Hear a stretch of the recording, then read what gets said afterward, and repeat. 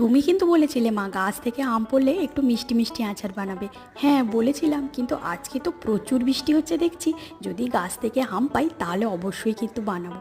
প্রচুর বৃষ্টি হয়েছে আজকে, কিন্তু গাছ থেকে আর পাকা আম ছাড়া কাঁচা আম কিন্তু পাইনি। তবে এই আমের আচারটা বানানোর জন্য কিন্তু কাঁচা আমই লাগবে।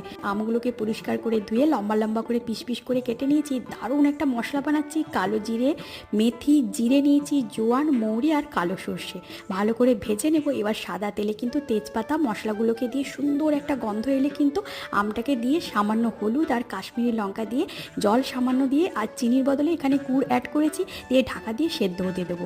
ভাজা মশলাটা বানাচ্ছি, জিরে দিয়েছি, ধনে, শুকনো লঙ্কা, মৌরি অল্প ভেজে ডাস্ট করে নেব। আম সেদ্ধ হয়ে এলে কিন্তু লবণ দেবো। নামানোর আগে কিন্তু একটু কিশমিশ দিয়েছি। এবার একটু বিট লবণ দিয়ে কিন্তু নামাবো। রুটি, পরোটা, ভাতের সাথে আর নিরামিষের দিনে ডালের সাথে খেতেও কিন্তু বেশ ভালো লাগে। অনেকটা পরিমাণ করে নিয়েছি, ধরে স্টোর করে কিন্তু খাবো।